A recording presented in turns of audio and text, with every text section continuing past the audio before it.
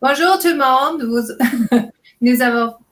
Nous allons faire la création à partir des mots contrastes. Et on va commencer tout de suite avec une reconnaissance de la Terre. On va faire une reconnaissance en mouvement. Donc, si vous voulez me rejoindre de le faire, tu peux. C'est bon de bouger un peu. Nous tenons d'abord à souligner que les terres sur lesquelles nous sommes rassemblés font partie du territoire traditionnel non cédé du peuple Anishinaabe-Algonquin. Et la reconnaissance en mouvement, je vais commencer en disant les mots, puis après, je vais enlever les mots et ça va être seulement de le mouvement ensemble. Et il y a quelques signes de American Sign Language en dedans pour être plus inclusif. Donc, bienvenue. Ça, c'est notre premier mouvement. Et je veux remercier les peuples algonquins pour s'occuper de la terre. J'allais en bas, puis je touche la terre avec mes mains. Et ça, c'est un autre signe pour la terre. Je les remercie pour prendre soin de les ruisseaux, de les rivières, les lacs et les océans. Je les remercie pour prendre soin de les arbres. Tu peux aussi faire l'arbre dans yoga, si tu veux, pour ajouter. Et pour les oiseaux, de prendre soin de les oiseaux. Je promis de continuer d'apprendre ensemble. On va le refaire sans les mots.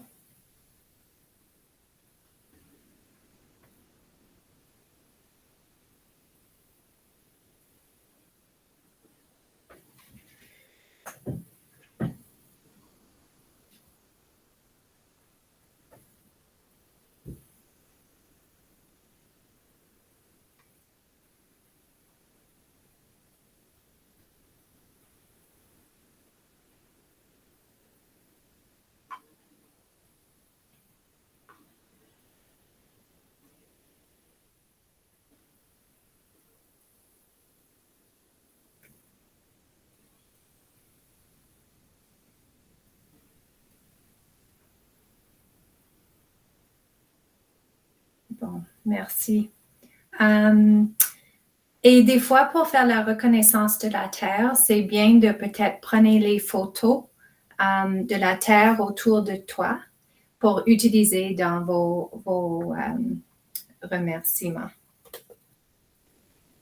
Alors, d'abord, on va se présenter. Alors, je présente ma collègue Jennifer Boudwin, qui est conseillère pédagogique pour les arts, le drame, le danse, les arts visuels et musique, de la maternelle jusqu'en 12e année. Et je m'appelle Antonia Cettine et je suis conseillère pédagogique en français langue seconde au Palais élémentaire. Voici quelques façons de rester en contact avec nous, même après notre présentation NTIP aujourd'hui. Alors ici, vous avez les liens pour la planification à long terme pour le français dans le Scope and Sequence, FSL. Un continuum de 40 tâches actionnelles déjà planifiées pour vous avec des liens aux ressources. Je peux dire que ça peut vraiment vous aider. Et il y a aussi le lien au Scope and Sequence des arts auquel vous avez accès. Nous avons aussi notre chaîne YouTube de français langue seconde et les Google Currents pour le français et pour les arts. Et finalement, tout en bas, il y a un lien à un tableau de Coach Support Sessions où on peut rester en contact et rester au courant des sessions disponibles chaque semaine. Nous allons partager le PDF de cette présentation avec les liens actifs après notre atelier et vous pouvez les trouver également dans la chaîne de YouTube avec le lien de notre enregistrement. Bon, pour aujourd'hui, on va expliquer pourquoi et comment utiliser les arts pour développer des compétences langaires. On va planifier une leçon d'art. On a déjà fait pour vous. Puis on le suit et on préparer une évaluation intentionnelle avec des critères de réussite. En général, on développe les critères avec les élèves. Nous, on a fait, on va pas parler de ça beaucoup, mais c'est là pour vous autres pour voir. Puis on va créer une œuvre d'art. Et si on a assez de temps, on va intégrer la poésie pour compléter le cycle d'apprentissage. Mais sinon, on va juste vous montrer comment le faire. Toutes les étapes sont là pour vous. Alors, pour notre cycle d'apprentissage, nous l'avons planifié comme tâche actionnelle, c'est-à-dire c'est une tâche que les élèves doivent accomplir en français, mais qui a un but autre que langagier. Et dans ce cas, le but, c'est d'exposer une œuvre artistique et d'écrire le partage d'un poème. C'est aussi une tâche qui nécessite une interaction pour l'accomplir, telles que les conférences de préférence et des œuvres d'art que nous exposons. Et c'est une tâche qu'on peut transférer à d'autres contextes. Donc, on peut avoir des conversations en salle de classe, mais les élèves peuvent aussi, à l'extérieur de la salle de classe, éventuellement avoir des conversations de leur préférence, des œuvres d'art artistique ou autres. Alors, pourquoi est-ce que la tâche actionnelle est importante? C'est parce qu'elle met l'apprenant dans le rôle de l'acteur social et comme ça, la tâche est authentique aux élèves et à leur vie et donc ça augmente la motivation et l'engagement chez l'apprenant. De plus, l'apprenant doit utiliser les compétences langagières pour accomplir la tâche et de cette manière, il va apprendre en français et non seulement le français. Nous avons suivi le modèle de la boucle de la littératie pour planifier notre tâche actionnelle. Ça veut dire que nous commençons notre apprentissage avec l'oral et ensuite nous faisons la lecture et l'écriture à partir de ce que nous avons appris à l'oral. On lit et puis on lit ce qui a été écrit et on en parle et comme ça on revient à l'oral, donc on fait la boucle. J'aimerais aussi ajouter entre parenthèses que moyennant cette tâche en particulier, nous travaillons également la pensée critique en faisant la médiation de texte puisque nous sommes en train d'interpréter les œuvres artistiques. À part leur importance culturelle, les arts nous offrent des occasions de nous dégager de notre quotidien et d'explorer nos sentiments ainsi que contribuer à notre bien-être. Les arts nous offrent l'espace calme où nous pouvons nous exprimer en images et en paroles sans risque. Les arts nous offrent un lieu sûr où nous pouvons explorer le langage, soit le langage des arts, mais aussi le langage que l'on va utiliser dans la vie. Et les arts sont donc nous mettent plus à l'aise de prendre les risques langagiers dans cet environnement créatif. Les critères de réussite, on se trouve dans les arts visuels pour cette tâche, puis aussi dans les descripteurs CR. Donc, on va utiliser les éléments d'art. Tous les éléments pour art visuel sont les mêmes pour toutes les années et les principes changent par niveau. Donc, tu peux regarder si vraiment tu veux suivre quelque chose de spécifique pour le niveau que tu enseignes. Tu peux étirer cette critère-là. Alors là, nous avons justement les descripteurs CECR avec les énoncés je peux que nous avons tirés des attentes du curriculum. Et vous avez en haut à gauche, où est le titre, critères de réussite. C'est un lien qui mène à un document de comment justement on peut créer des critères de réussite avec nos élèves à partir du curriculum français langue seconde. Et les arts. Souvent dans les arts, je laisse les élèves de faire eux-mêmes, choisir eux-mêmes des choses qu'ils pensent que donnent du succès pour leurs œuvres d'art. Donc, qu'est-ce qu'on fait? On va commencer à faire une œuvre d'art bientôt en utilisant cette structure. Donc, les élèves vont utiliser des contrastes dans l'art et ils vont choisir une palette personnelle avec les couleurs contrastes chaud et froid. Donc, couleur froid, vert et bleu, chaud, rouge, jaune, orange. Et ils vont s'inspirer de les mots contrastes pour créer des formes et des lignes. Pendant qu'on crée, on va réfléchir sur les choix artistiques en utilisant le processus créatif et aussi de faire la réflexion critique pour discuter leur travail avec les amis à l'oral. Et après, il peut écrire ça s'il veut. Pour commencer, en général, tu vas créer la liste des mots que tu dois enseigner en avant que tu commences la leçon, même les structures de phrases. Donc, si tu penses que tu vas travailler avec des choses qu'ils ne savent pas, enseigne le vocabulaire et les mots en avant. Nous, on a fait une liste pour vous autres que je vais montrer bientôt avec les mots qu'on va utiliser aujourd'hui. Mais en général, tu le fais ça avec les élèves. Pour nous, on va créer ça dans comme 10 minutes à peu près. Mais ça peut prendre plusieurs leçons avec tes élèves pour faire ça. Si tu fais français du cadre, ça prend un peu de temps. J'allais aussi dire que oui, ça peut prendre plus longtemps parce qu'on peut avoir une leçon, par exemple, sur le vocabulaire, une leçon sur les structures de phrases pour chaque partie. Donc, ça peut prendre plusieurs jours, en fait.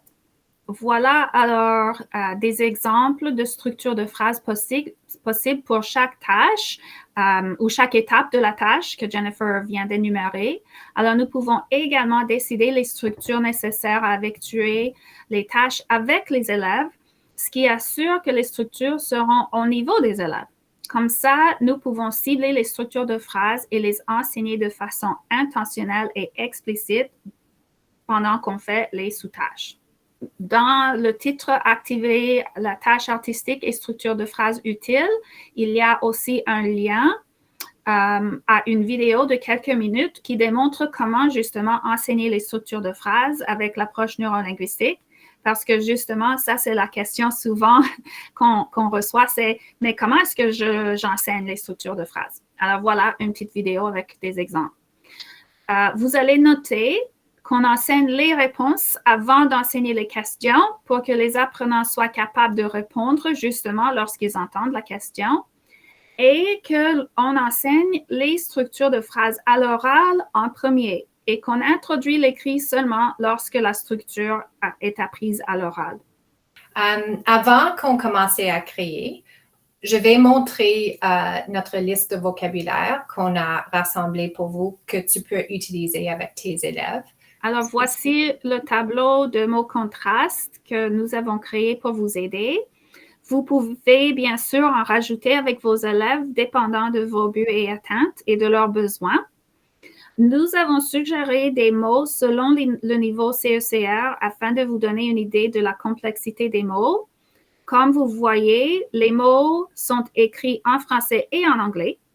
Si vous avez des élèves anglais langue additionnelle dans la classe, vous pourriez également ajouter d'autres langues au besoin et en faire une étude pour comparer les mots dans ces langues différentes. Alors, nous avons les couleurs différentes. On a mis les mots qu'on estime utiles pour le niveau A1 en rose, A2 en jaune et B1 en bleu. Mais ça ne veut pas dire que s'il y a un mot que vous voyez au niveau B1 que vous estimez utile pour l'exercice, bien sûr que vous pouvez l'utiliser. C'est juste question de savoir que c'est un mot plus compliqué pour les élèves. Et si tu enseignes en avant et il utilise souvent en parlant, il va l'apprendre plus facilement. En haut de cette doc, il y a un lien pour les affiches en français pour les éléments d'art et les principes d'art. Et ils sont les mots qu'on utilise tout le temps dans les arts. Ils sont des mots expressifs qu'on peut utiliser dans pas seulement les arts, mais dans la vie. Donc, je trouve que ces affiches-là, ils sont gratuits, tu peux les imprimer. C'est très bien d'avoir comme des affiches pour une référence. OK. Donc, est-ce que tout le monde, après, sont prêts avec leurs matériaux? Parce qu'on va... Alors, pendant qu'on se prépare, on peut offrir des idées pour quelques exemples de structures de phrases qui pourraient être utiles. Alors, lorsqu'on parle de son art, on peut parler de choisir les couleurs, les mots contrastes. Alors, j'ai choisi le vert parce que c'est ma couleur préférée, ou j'ai choisi le vert parce que ça me fait penser à l'été. On peut utiliser je pense que l'œuvre de Jennifer est très jolie parce que j'aime la couleur verte ou parce qu'elle utilise bien son espace. On peut aussi utiliser des structures de phrases comme j'aime, mais je n'aime pas. Et lorsque nous présentons notre œuvre, on peut utiliser « je veux que tu remarques », par exemple. Quand tu montres ton travail à quelqu'un, je veux que tu remarques que j'ai utilisé la couleur verte pour avoir l'impression du printemps, par exemple. On peut aussi enseigner des structures de phrases pour travailler en équipe. Alors, s'il y a les élèves qui travaillent tous ensemble, ils peuvent dire « j'ai besoin de » ou « est-ce que tu peux me passer un crayon? Est-ce que tu peux me passer le marqueur bleu ?» Ou on peut enseigner « je veux ». Qu'est-ce que tu veux? Je veux le bleu, je veux le noir, je veux une règle. Et aussi, on doit. Alors, par exemple, s'il y a des élèves qui ne savent pas quoi faire, on peut les enseigner à poser la question « qu'est-ce qu'on fait maintenant ?» et l'autre élève peut répondre « on doit choisir une couleur » ou « on doit commencer à dessiner » ou « on doit regarder le tableau ». Pour commencer, j'ai décidé, en général, j'utilise plusieurs matériaux, mixed media, pour faire des œuvres d'art. Donc, j'ai commencé parce que je peux, avec une aquarelle, juste avec des couleurs chaudes et froides pour commencer. Juste pour donner plusieurs idées. C'est pas grave si tu commences sur un morceau de papier tout blanc. Et en général, j'utilise des papiers recyclés quand je peux. Donc, pour commencer, si tu as les couleurs, c'est bien. Sinon, juste me dites et je vais changer les mots ou adapte comme il faut. Donc, pour commencer, je veux que tu choisis. On va commencer avec les mots tout débutants dans notre liste et je vais ajouter les mots plus complexes juste pour vous montrer. Donc, choisis une couleur chaude ou la couleur noire pour commencer. Et moi, j'ai choisi la couleur bleue parce que c'est une couleur pour moi qui est calme. Et quand je dessine, je deviens plus calme. Et tu vas commencer de dessiner une ligne foncée et grande sur ta page. Foncée et grande. Donc, interprète ça comme tu veux. Tu peux faire la même chose que moi. Foncée et grande. Et maintenant, je veux que tu répètes cette ligne encore 2 fois, comme tu veux. Foncée et grande. 1, 2.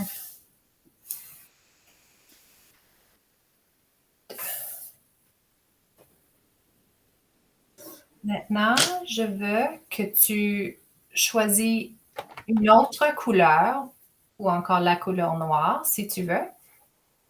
Moi, je veux faire un contraste, donc je choisis la couleur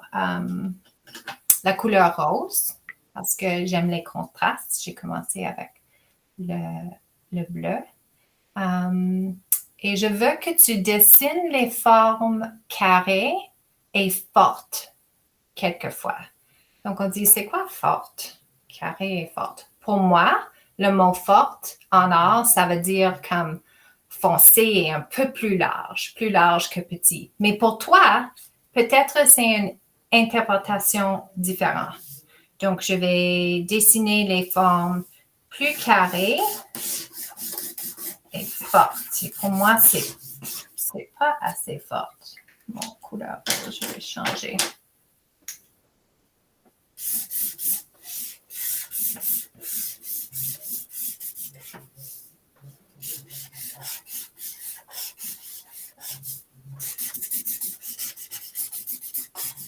Même quand je dessine, c'est plus fort.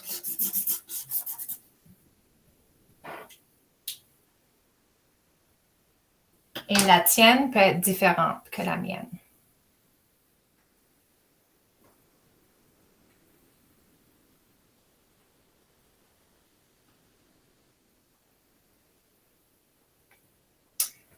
Maintenant, je veux que tu choisis une couleur froide ou noire, si tu as seulement le noir, et que tu dessines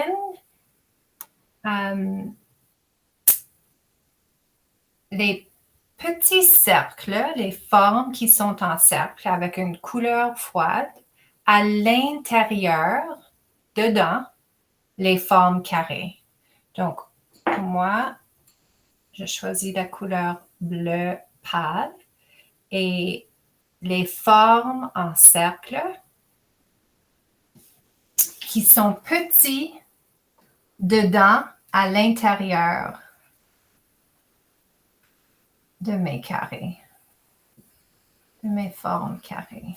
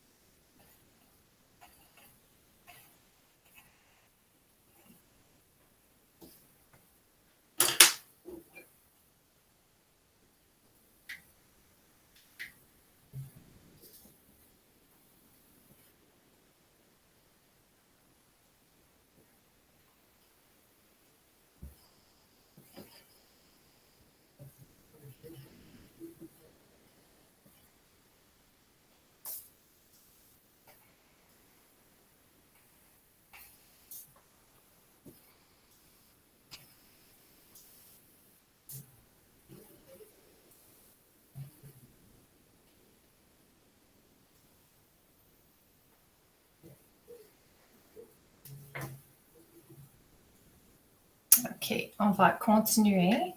Et avec vos élèves, tu peux rester dans une place pour le temps que tu vois qu'ils sont engagés avec cette tâche. Et souvent, quand on travaille avec la peinture, ça prend un peu plus de temps de manipuler les matériaux. Maintenant, les mots vont devenir un peu plus difficiles, on va dire débutant, découverte. Donc, choisir une couleur chaude. On travaille avec les contrastes. Et avec une touche légère, on ajoute une texture en désordre. Donc, une texture en désordre. Et on le répète en 3 places. Donc, une texture, c'est quelque chose qui fait, ça peut être lisse, ça peut être comme une texture comme une fourrure d'un animal, ça peut être une texture comme le gazon. Donc, pour moi, je vais faire une texture, c'est en désordre, n'oublie pas. Donc, ça va être un peu partout et dans 3 places différentes. Donc, je fais une répétition.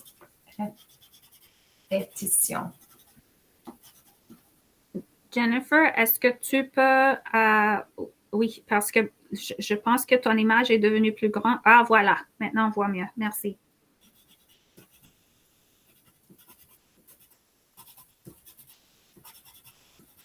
Mais pour toi, ton texture peut être différente que la mienne.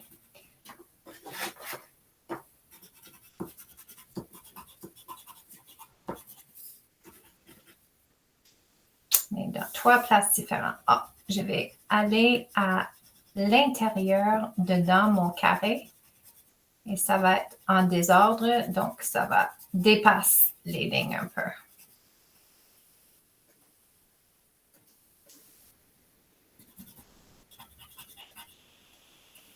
Okay.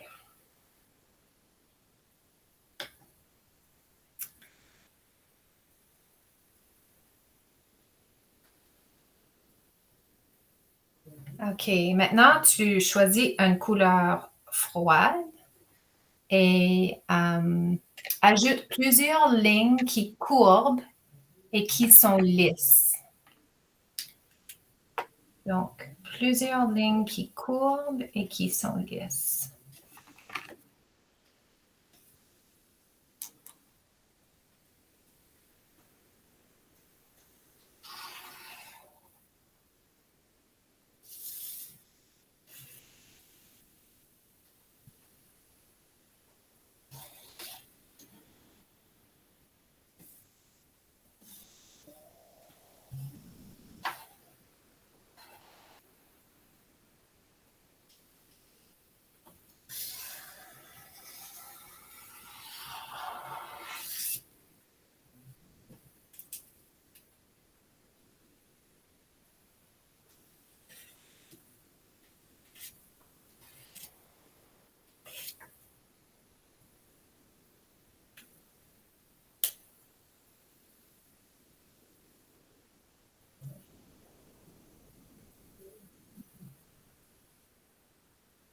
Et je vois beaucoup de grandes lignes.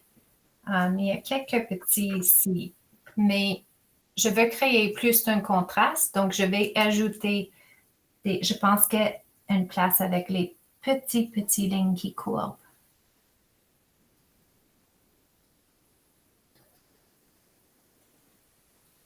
Qui sont lisses.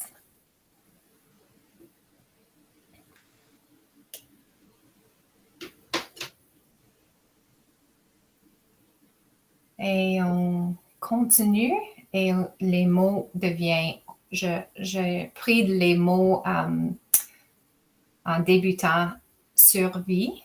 Donc maintenant, choisis une couleur à ton choix et dessine 3 formes organiques et détaillées. Donc, organique et détaillé. Donc, ce n'est pas une forme géométrique, ça peut être de la nature, ça peut être comme un blob. Souvent, j'utilise des petits, c'est pas un étampe, c'est à l'envers. Il y a des trous et je peux, je choisis, je pense que le vert, une couleur foie. Et ça, c'est une forme un peu organique et je vais ajouter. Donc, d'avoir les matériaux variés pour les élèves pour choisir, pour donner les idées.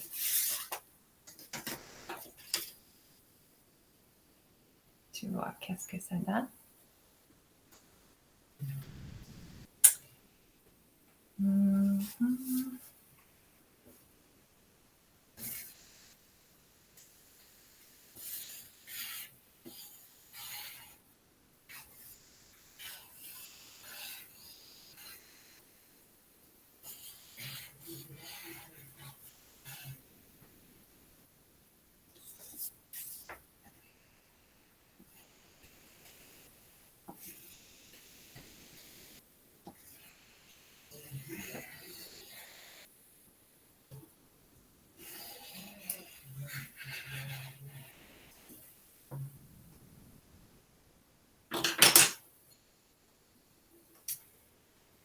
Et maintenant, tu vas ajouter les couleurs vives et opaques.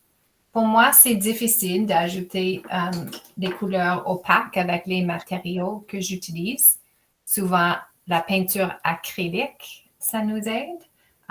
Ou si j'ai des feutres foncés. Mais vifs, les couleurs vives sont comme vivants, ils sont éclatants. Donc, je n'ai pas de couleur opaque, mais je vais essayer d'ajouter quelques couleurs vives.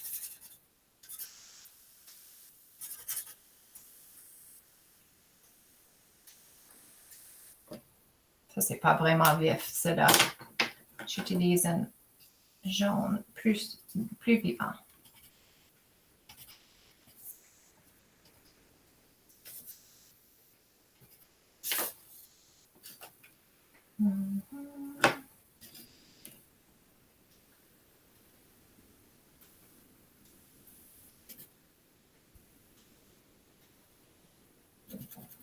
Je vois que mes couleurs que j'ajoute qui doivent être opaques sont plus transparents que opaques. Mais c'est pas grave. Jennifer? Oui. Qu'est-ce que tu aimes dans ton image jusqu'à présent? Dans mon image, ce que j'aime, c'est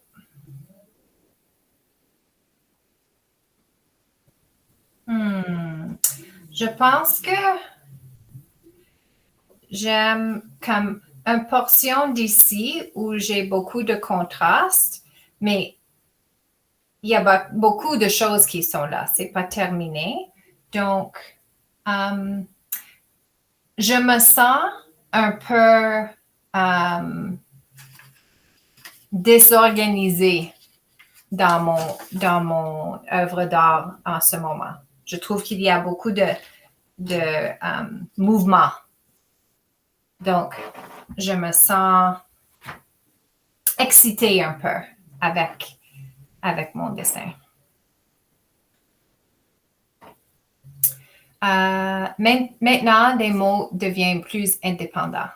Donc, je veux que tu ajoutes les lignes transparentes par hasard.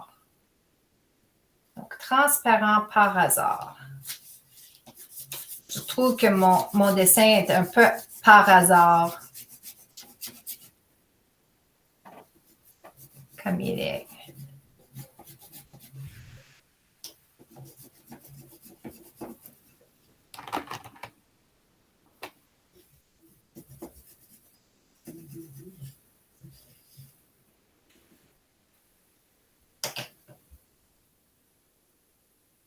Et tu peux dessiner les formes géométriques et faire une répétition d'un motif avec ça. Donc, les couleurs que tu veux, géométriques. Et fais un motif qui répète. 2, 3, 1, 2. Quel motif est-ce que tu as choisi? J'ai choisi le motif carré et triangle géométrique. Et je vais le répéter à une autre place. Quel motif as-tu choisi, Antonia? J'ai choisi le motif triangle, cercle, triangle, cercle. Dans une couleur chaude ou froide? Dans une couleur froide. Et maintenant, pardon? J'ai choisi le rose parce que c'est ma couleur préférée.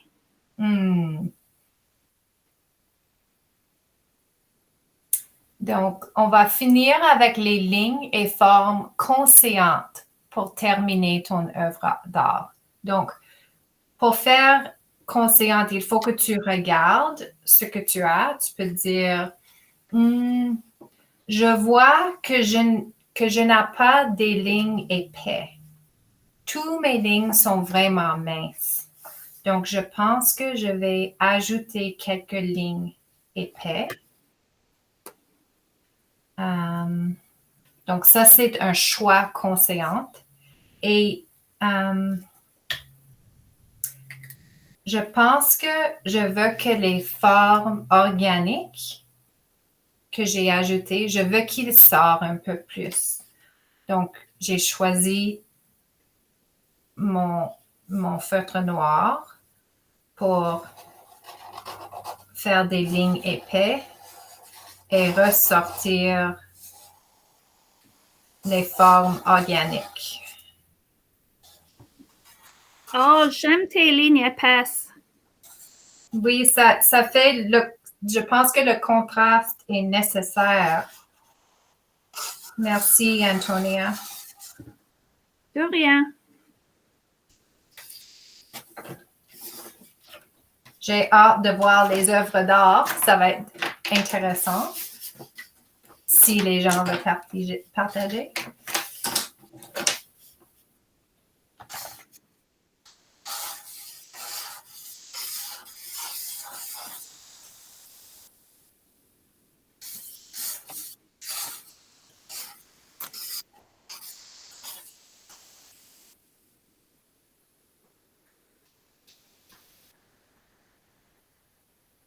Et je pense que je vais ajouter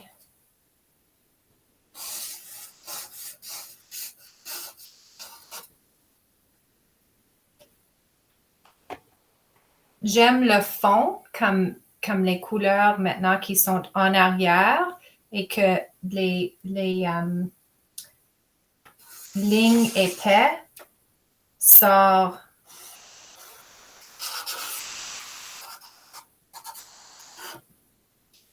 Et je pense que je vais faire un cadre autour de la mienne. Ça va.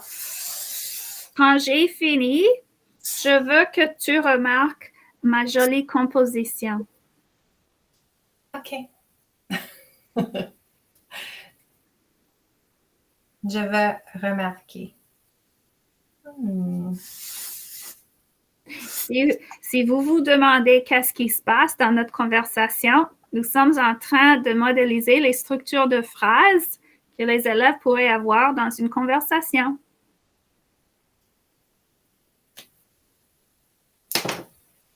Bon.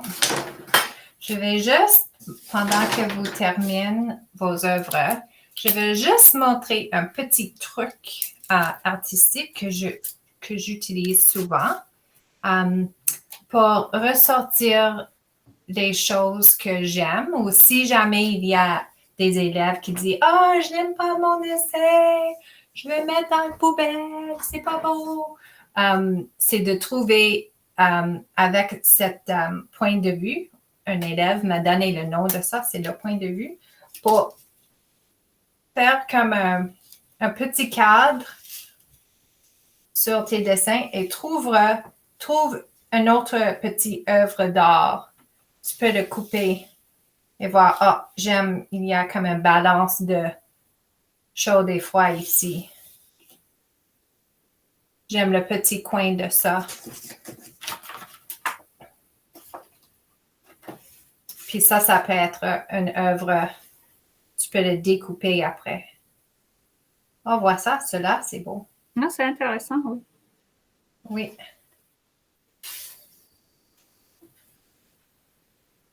Donc, ça vous aide avec la composition.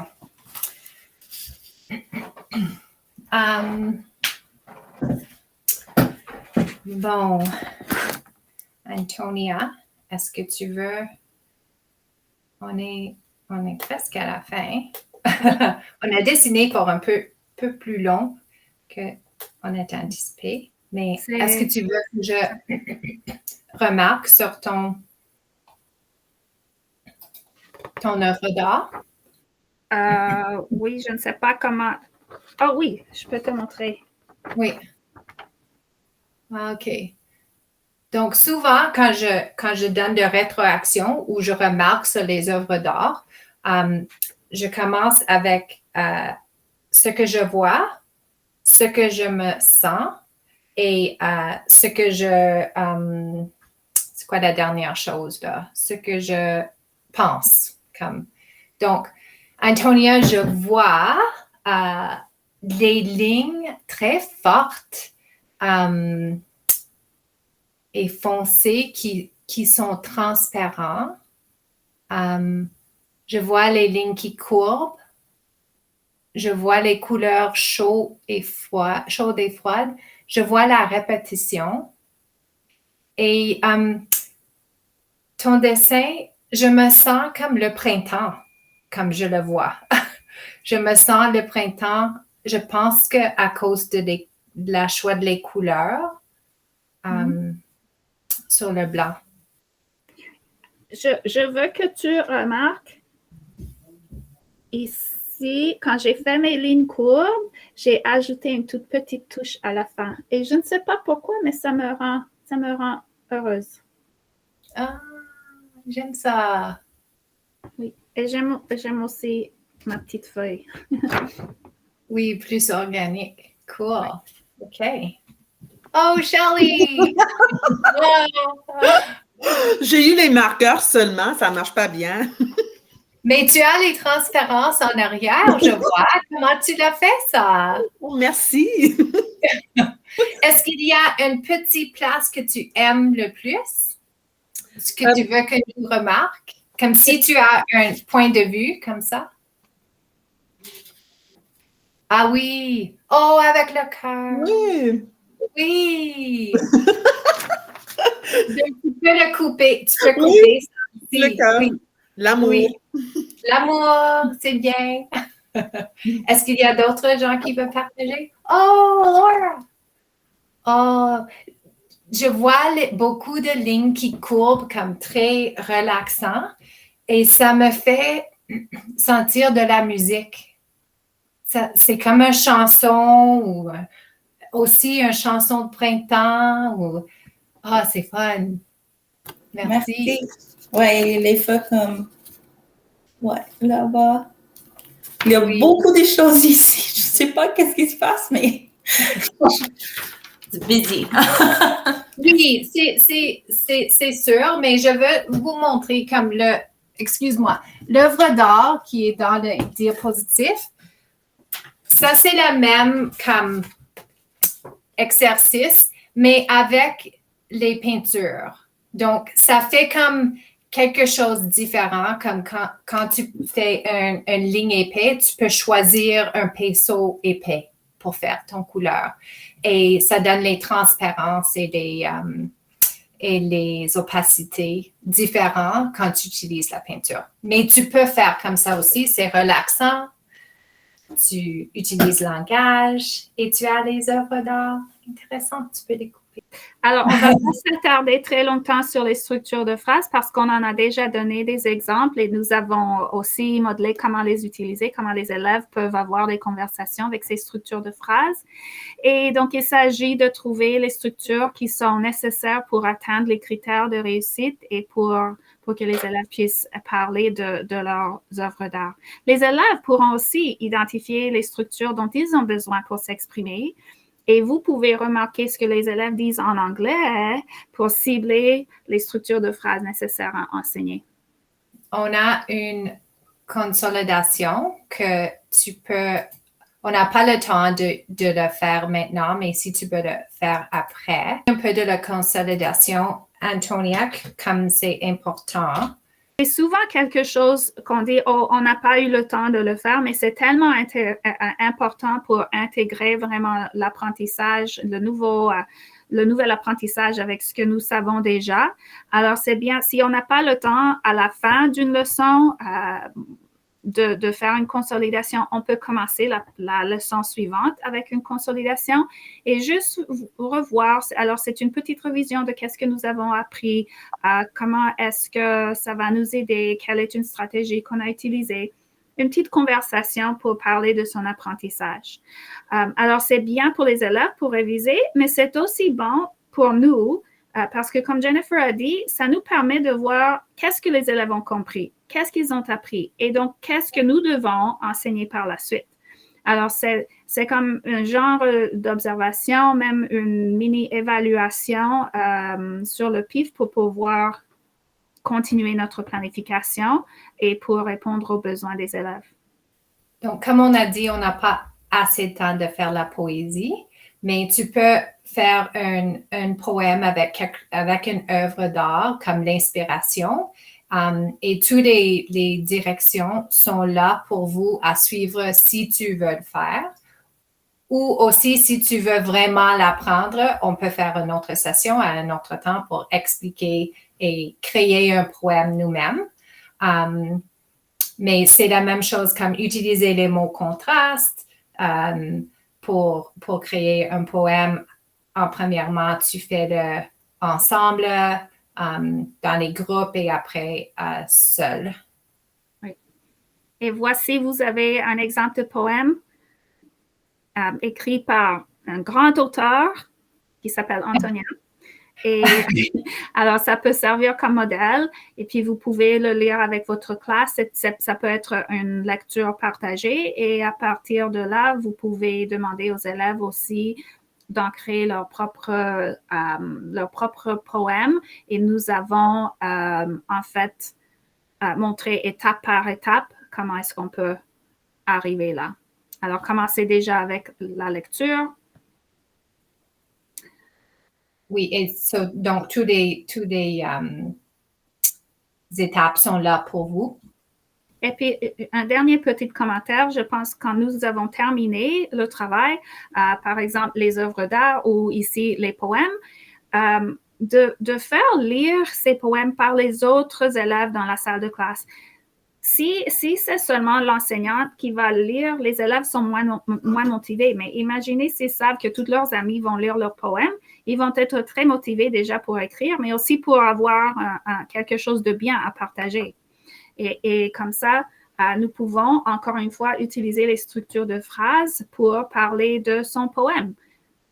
Qu'est-ce que tu as remarqué? Qu'est-ce que tu aimes? Je veux que tu remarques, et ainsi de suite. Alors, merci beaucoup.